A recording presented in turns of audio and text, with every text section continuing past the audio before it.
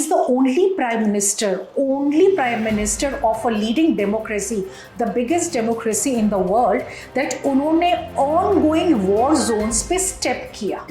Ongoing war zones पे step किया, किसी की भी side नहीं ली है. But आई थिंक जब वो यूक्रेन में गए तो मिस्टर पुतिन ने डिक्लेयर किया कि हम कोई बमबारी नहीं करेंगे, हम कोई मिसाइल्स नहीं छोड़ेंगे. जो कंट्री डेमोक्रेसी की, पीस की, ह्यूमन राइट्स की बात करती है, उस कंट्री को भारत की लीडरशिप डाइजेस्ट नहीं हो रही है. भारत का राइजिंग स्टेटस जो है, इंडिया का जो इशू बेस्ड अलाइनमेंट है, उसको बर्दाश्त नहीं हो रहा है. War is not the solution. Battlefield पे खड़े होके आप कोई सॉल्यूशन नहीं निकाल सकते हो. आपको सॉल्यूशन निकालना है, बैठिए, बात करिए, और भारत इस चीज़ में लोगों की मदद कर रहा है. Hello and welcome to the Forum for Global Studies. Today we have with us distinguished guest, leading journalist, India's topmost voice is Ritu Utta Parashar. Ma'am, you are most welcome to FGS. Thank you, sir. Thank you so much. It's honor today to have you on FGS exclusive podcast program. Dear friends, we know that India is enlightened nation with vibrant philosophical contribution to humanity through its yoga, Ayurveda, and of course constructive diplomacy. That today we are witnessed India's diplomacy. Ma'am, my question to you, in recent days what we are observing, that India is rising as a sweet strategic spot with its multi-aligned engagement in a polarized order. How do you see this kind of position? Each and every country is looking at Indian leadership, Indian diplomacy. Okay, so your question is very interesting, and let me tell you, Honorable Prime Minister Modi ji, I think he's a very good marketing person. He's a very good public relation person. And when you say the world is polarized, yes, the world is divided. And अब मैं थोड़ा सा क्योंकि हिंदी में बोलना चाहूँगी, world is divided, दुनिया बिल्कुल डिवाइडेड है. और बहुत, अगर आप आज की तारीख में देखें तो देश ग्रुप बन चुका है. पर मैं कहूँगी कि हिंदुस्तान की पावर यही है, क्योंकि इंडिया का स्लोगन हमेशा रहा है नेबरहुड फर्स्ट. सार्क कंट्रीज़ हैं, वो पूरी तरह से इंडिया पे डिपेंडेंट हैं. दूसरी कंट्रीज़ हैं, even the developed country, a developed super power like America, जो इंडिया के योग को लेता है, योग को आगे प्रमोट करता है, इंडिया के योग के बारे में खुद अपने देश में बताता है. और जब हमारे प्रधानमंत्री वहाँ पे जाते हैं तो उनका एक इतना वार्म वेलकम होता है. तो ये मेरे लिए, सबके लिए बहुत अच्छी बात है. नाउ अब जैसे वर्ल्ड इज़ पोलराइज, दो इस वक्त बड़े बड़े वॉर्स चल रहे हैं. अब हाल फिलहाल 2-3 दिन की हम बात करें तो prime minister visited Poland and then he visited Ukraine. Now he is the only prime minister of a leading democracy, the biggest democracy in the world, that उन्होंने ऑन गोइंग वॉर जोन्स पे step किया. Ongoing war zones पे step किया, किसी की भी side नहीं ली है. बट आई थिंक जब वो यूक्रेन में गए तो मिस्टर पुतिन ने डिक्लेयर किया कि हम कोई बमबारी नहीं करेंगे, हम कोई मिसाइल्स नहीं छोड़ेंगे. It is a wonderful message कि यहाँ पे शांति दूत की तरह मोदी जी गए. और इंडिया क्या है, शांति को प्रमोट करने वाली कंट्री है. हम लोग हमेशा लव एंड पीस का मैसेज देते हैं. We have never promoted any war. Yes, अगर कोई हम पे हमला करेगा तो हम अपने शस्त्र के साथ तैयार खड़े हैं, पर हम किसी वॉर को प्रमोट नहीं करते हैं, किसी पॉलिसी, किसी गलत फिलॉसफी को प्रमोट नहीं करते हैं. और जहाँ तक हमारी सॉफ्ट पावर्स की बात है, चाहे वो योग हो, चाहे वो बॉलीवुड हो, चाहे वो इंडियन क्यूजीन हो, हर देश में आज इसका डंका बजा हुआ है.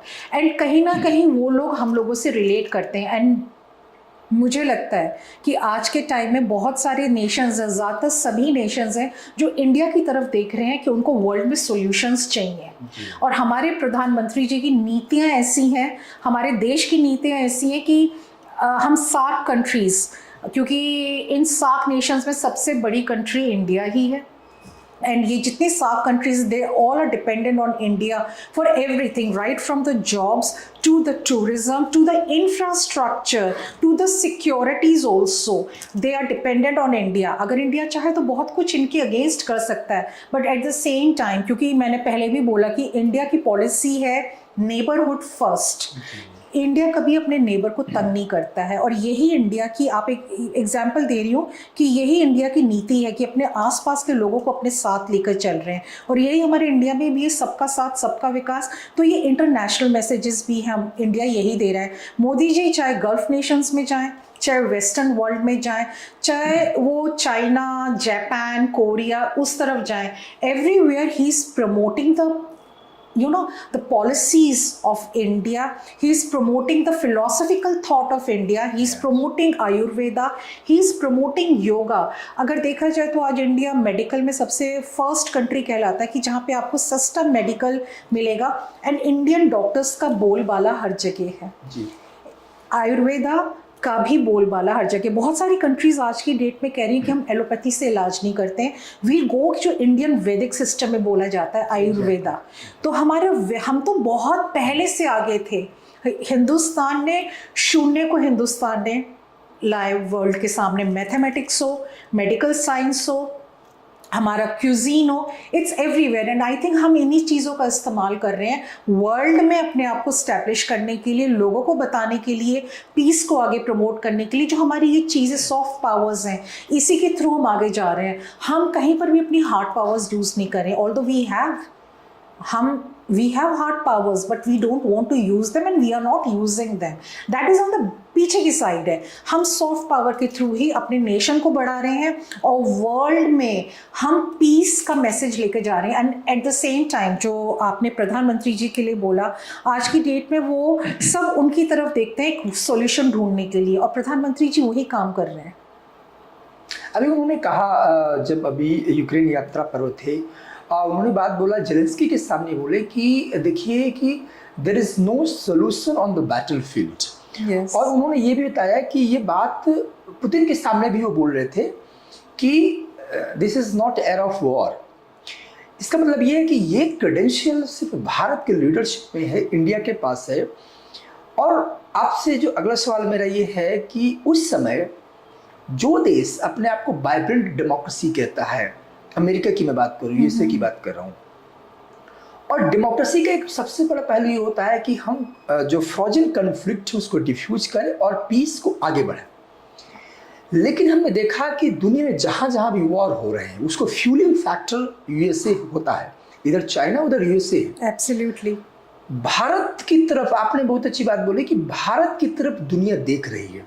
ये बात हमने G20 में भी दिखा दिया कि हम एक India has emerge as a consensus builder nation state.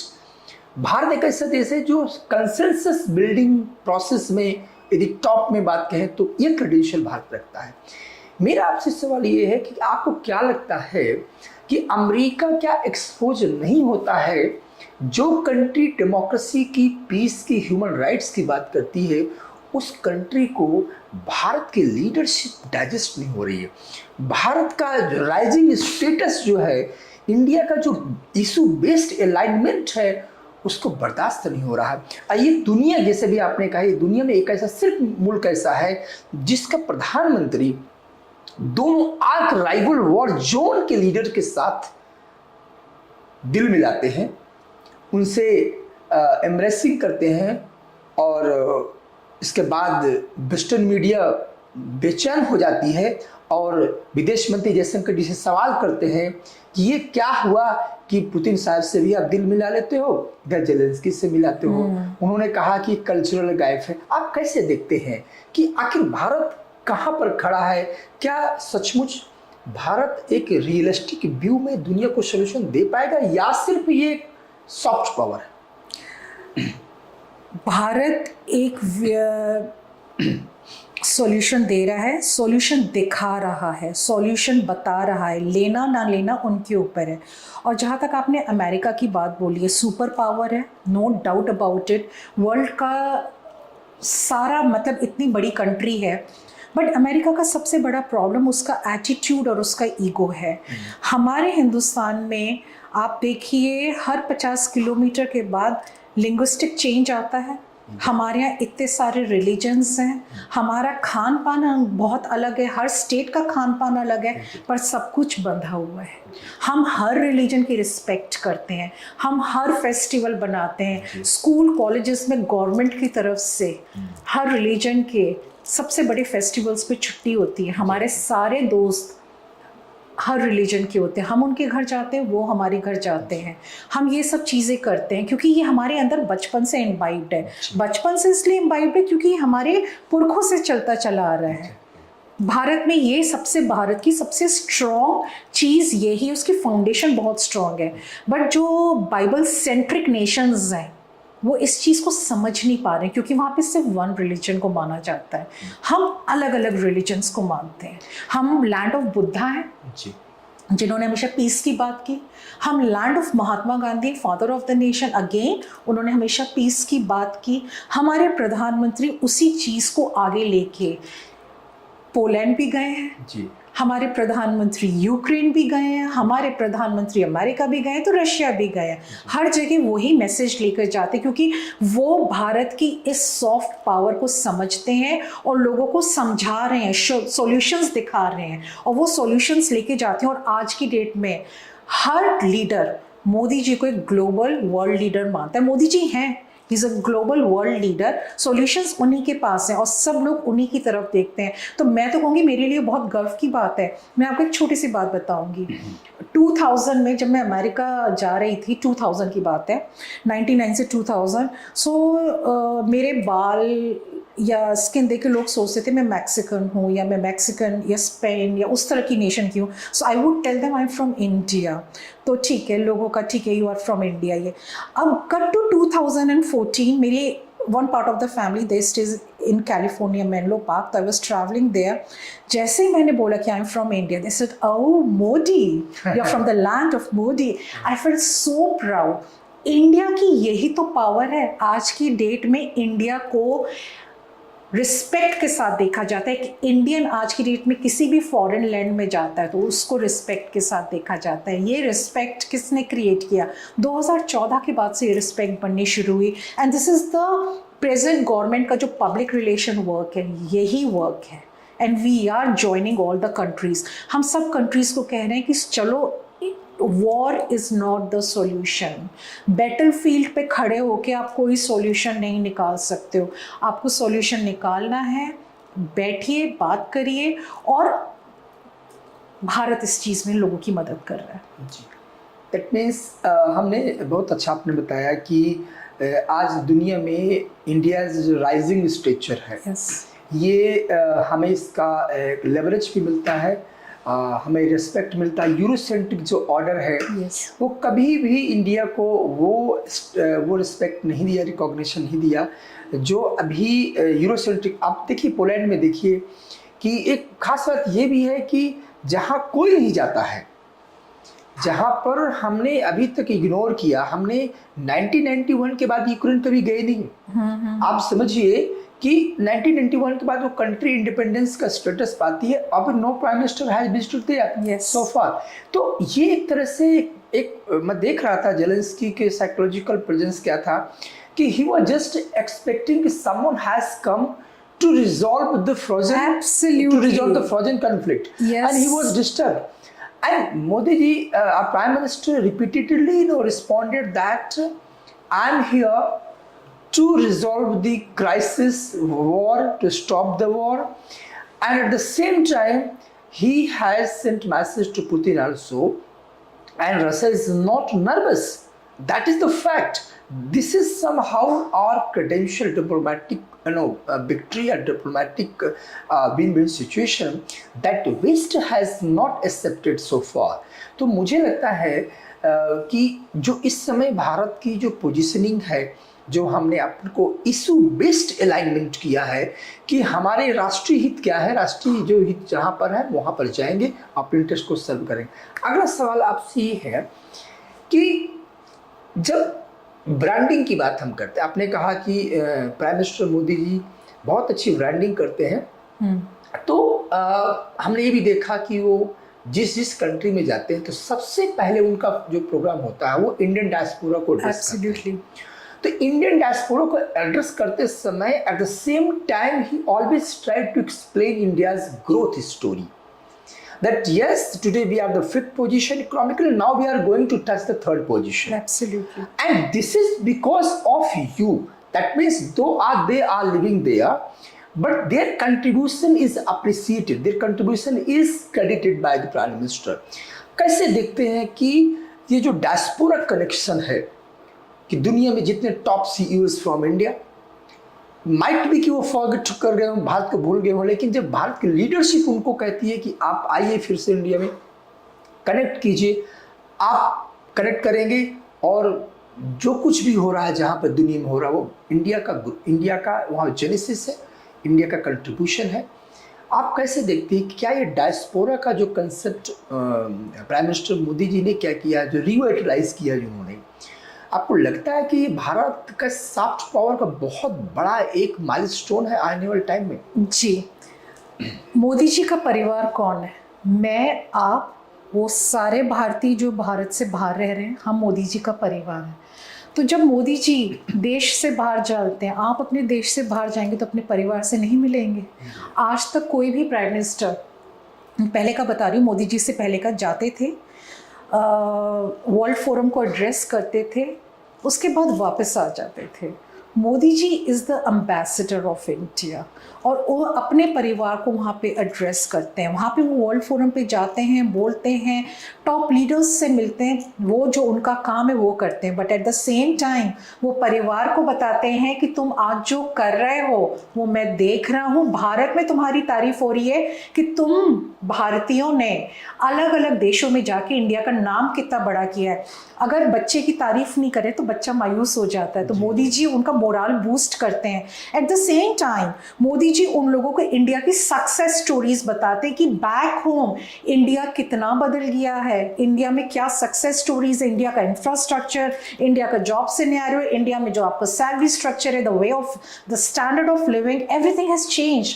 आज से 20-25 साल पहले हिंदुस्तानी हॉलीडेज पे कहाँ जाते थे? नहीं जाते थे, ज़्यादा से ज़्यादा नाना नानी दादा दादी के घर। पर आज की डेट में इंडियंस एयर ट्रैवल करते हैं, हॉलीडेज प्लान करते हैं। तो ये सक्सेस स्टोरी नहीं है कि आप जो कमा रहे हैं आप अपने परिवार पे अच्छी तरह से खर्च कर रहे हैं। तो इंडियंस के बारे में वो अपने बैक होम स्टोरीज अपने ही परिवार को जो दूसरे देशों में बैठे हैं उनको बता रहे हैं। ये इंडिया की सॉफ्ट पावर है।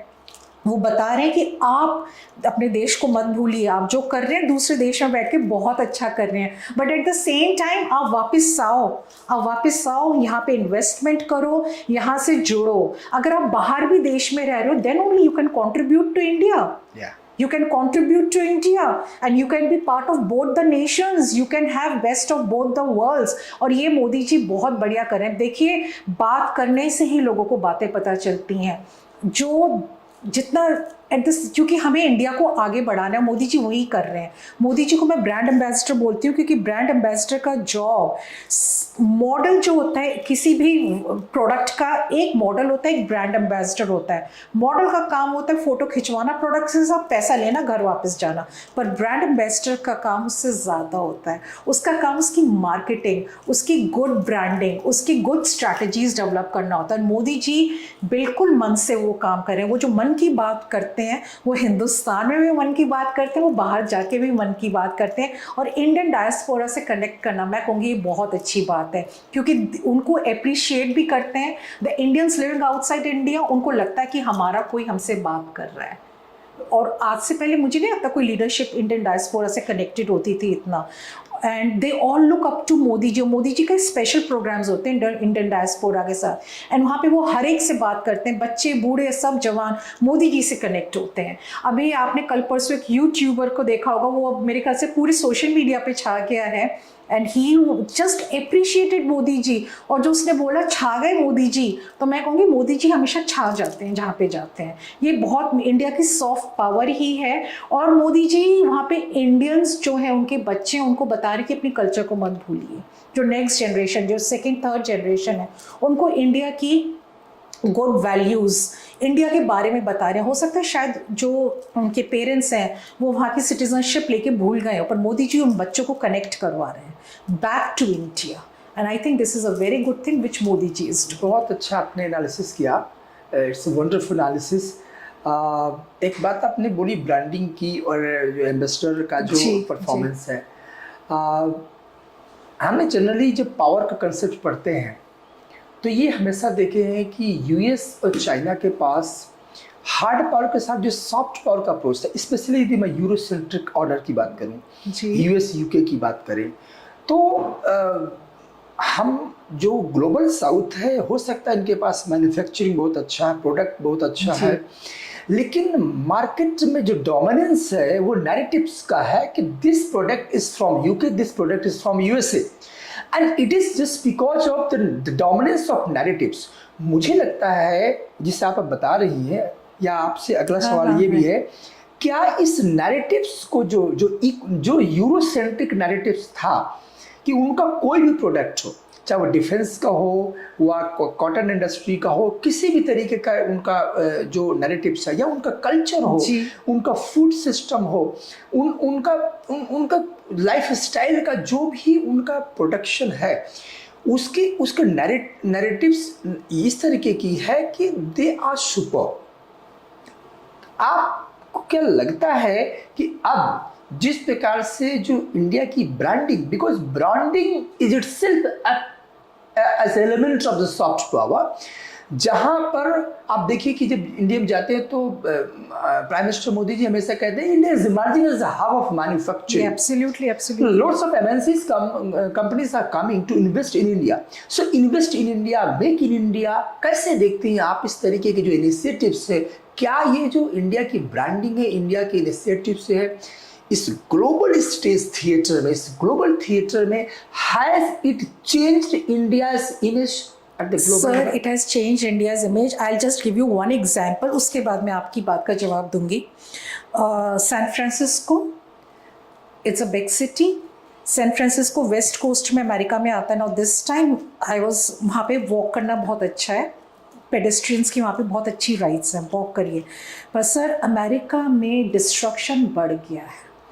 वहाँ पे आज की डेट में जब आप अपनी कार पार्क करते हैं तो सबसे पहले पुलिस आपको बोलती है कि आप अपने गॉगल्स भी कार में मत छोड़िए, आप अपने गॉगल्स भी कार में मत छोड़िए। आप अपने बैग को, जो हमको बताया जाता है कि जिप को स्पेशल तरीके से लॉक करिए, कोई भी आपका नाइफ से बैग ना काट के पैसे ले जाए। वहाँ पे आज की डेट में रेसिज्म इंडिया से ज़्यादा है। ये हमारे साथ भी हुआ है। व्हेन यू आर वॉकिंग, कोई भी आपको पीछे से टैप करके चला जाएगा because you have brown skin. So super power है, सुपर इकोनॉमी है, बट ये चीज़ें इंडिया में नहीं है। और दूसरी चीज़, अगर आप न्यूज़पेपर या मैगजीन्स वगैरह पढ़ते हैं, इंडिया यूएस में आपने देखा स्टोर्स लूटे जा रहे हैं, स्टोर्स एक के बाद बंद हो रहे हैं। वहाँ पे लोग जॉबलेस बैठे हुए हैं, और वहाँ पे depression is the number 1 disease, जो कि इंडिया में जॉइंट फैमिली सिस्टम होता है, इंडिया में फैमिली सिस्टम होता है, इंडिया में सोशल सिस्टम होता है कि लोग एक दूसरे से बातें करते हैं, कनेक्ट, एक दूसरे से बातें करते हैं, एक दूसरे के घर जाते हैं, मिलते जुलते, वर्क प्लेस पे बात करते हैं। तो हम इन चीज़ों से दूर हैं। हम अपनी स्पिरिचुअलिटी, हम किसी भी रिलीजन के हों, but most of the Indians are spiritual. आप अकेले भी बैठे हैं तो आप एक आउटर पावर से कनेक्ट कर रहे हैं, सेलिब्रेटिंग मोड में रहते हैं, सेलिब्रेटिंग मोड में रहते हैं। वी आर ऑलवेज हैप्पी, हम गाने गाते हैं, खुश रहते हैं, हम अच्छा खाना बनाते हैं, हम हष्ट पुष्ट खाना खाते हैं, हम हर चीज़ वो अच्छी करते हैं। बाहर की कंट्रीज़ में ये नहीं है। बाहर की कंट्रीज़ में आज की डेट में लोग अकेले हैं, आज की डेट में लोग दुखी हैं। आज की डेट में ये बात थोड़ा इंटरेक्ट करना, ये बात मैं यूथ के लिए बोलना चाहूँगा जो मैम का एनालिसिस है, कि आप समझिए कि भारत का दर्शन क्या है, इंडिया की फिलॉसफी क्या है। इंडिया की फिलॉसफी कितना ज़्यादा एक पोटेंशियल है कि हमारी फिलॉसफी हमेशा खुश रहने के लिए इंस्पायर करती है, हमें मोटिवेट करती है। Absolutely. जो मैम का जो एक्सपीरियंस है, पर्सनल एक्सपीरियंस है, कंप्लीट यूरोसेंट्रिक ऑर्डर में पूरा डिप्रेशन का शिकार है। तो मुझे लगता है ये जो उनका एक्सपीरियंस है यूएस का, और ये जो मॉडल है जिसको लेकर के एक टाइम था कि Indian they were very attracted from the Eurocentric. So there was a time जब मैं बिल्कुल बोलूँगी कि when I was in college I was very much attracted for US, कि मुझे तो इंडिया से चले जाना है, मुझे तो यूएस की सिटीजनशिप लेनी है, मैं 4 साल वहाँ पे रह लूँगी, उसके बाद मैं I am going to apply for the US citizenship. That was the thing which I had in my mind and dream, and I told my family कि मैं किसी भी गैस स्टेशन पे काम कर लूँगी, मैं किसी स्टोर में काम कर लूँगी, पर मुझे अमेरिकन सिटीजनशिप चाहिए। पर सर ये बबल है, वेस्ट और यूरोप बहुत बड़ा बबल है। आप वहाँ से जब बच्चा जाता है, आप जो फेसबुक पे इंस्टाग्राम पे देखते हैं, कनाडा में ये एक बहुत बड़ा बबल है। बच्चे वहाँ पे जाते हैं, उनके माँ बाप करोड़ों रुपया खर्च करके उनको एक यूनिवर्सिटी में एडमिशन दिलवाते हैं। बच्चे जिन हालातों में वहाँ पे रह रहे हैं, एक पैकेट बिस्किट का पूरा दिन में खा के वो अपना, क्योंकि आप वहाँ पे कहीं पर भी जाए $3.25 की एक कॉफ़ी आती है रेगुलर साइज़ की, $3.25 की कॉफ़ी और एक पैकेट बिस्किट खा के बच्चा पूरा दिन रहता है वहाँ पे। आप मुझे बताइए, बॉडी में कुछ न्यूट्रिशन नहीं जा रहा है, बच्चे को डिप्रेशन आएगा ही आएगा। बच्चा वुड गो, और वहाँ पे जो क्राइम रेट्स हैं, इतने हाई क्राइम रेट्स हैं जो इंडिया में एक्चुअली नहीं है। वहाँ पे कोई फैमिली वैल्यू सिस्टम नहीं है। वहाँ पे 16 ईयर्स का बच्चा, उसको घर से अलग होना ही पड़ता है। जब बच्चा 16 इयर्स का होता है, उसको दूसरी सिटी में जाना होता है। हमारे इंडिया में क्या है कि हम अपने बच्चे पे नज़र रखते हैं, वहाँ पे नज़र रखने वाला कोई रिवाज नहीं है। तो मुझे लगता है जो इंडियन कल्चर और वैल्यूज़ हैं आज की डेट में, वहाँ पे इंडियंस बहुत देख रहे हैं इस चीज़ को कि हम ये चीज़ डेवलप करें। बच्चे को यहाँ पे सिक्योरिटी है सर, बड़ों को भी सिक्योरिटी है, आपको भी सिक्योरिटी है, मुझे भी, परिवार की सिक्योरिटी है। हमें पता है कि हमारी सरकार ने हमारे लिए ऐसी पॉलिसीज़ बना रखी हैं कि कल अगर हमारे साथ कुछ हो जाए, there is someone to protect us, there is someone to protect us. वहाँ पे ऐसा कुछ नहीं। और मोदी जी यही बात इंडियन डायस्पोरा को बोलते हैं कि आप वापस आना चाहते हैं तो इंडिया पूरी तरह से एक डेवलप्ड नेशन की तरफ बढ़ रहा है। We have developed in many ways. Infrastructure देख लीजिए आप, हमारा यूथ देख लीजिए, इतना क्रिएटिव है। हमारे यहाँ स्टार्टअप्स को सबसे ज़्यादा प्रमोट किया जाता है कि आप अपना स्टार्टअप करिए, खुद अपने लिए कमाइए, 5 लोगों को और अपने साथ जोड़िए। तो ये तो ह्यूमन चेन हम बना रहे हैं कि आप लोग अपने आप सेल्फ सफिशिएंट बनिए। आत्मनिर्भर भारत यही कहलाता है सर। और ये चीज़ मोदी जी आज बताते हैं। आप best of the multinational companies देख लीजिए, वो सब इंडिया में अपना इन्वेस्टमेंट कर रहे हैं, इतनी ज़्यादा जॉब अपॉर्चुनिटीज़ क्रिएट हो रही हैं। तो ये चीज़ मुझे लगता है कि ये लोगों को समझनी होगी। वो समय चला गया कि जब लोग वेस्ट की तरफ देखते थे, वो बबल टूट गया है। आज की डेट में अब एटीट्यूड लोगों का बदल रहा है, और इसके लिए मैं कहूँगी कि हमारी जो प्रेजेंट रूलिंग गवर्नमेंट है, इसने एक बहुत अच्छा ब्लूप्रिंट बना रखा है। उस चीज़ को समझिए और फॉलो करिए। तो बेस्ट की जो अट्रैक्शन था यूथ का, ये फॉल्स कॉन्शियसनेस था जो मैम एक्सप्लेन किए कि वो समय, now time has come to glorify yourself and to send a message to Eurocentric order that India has emerged as a sweet strategic spot. All nations looking at India to sort out, to resolve the frozen conflict across the world. Thank you so much, ma'am. Thank you so much. It was so nice talking with you. Thank you so much. Thank you.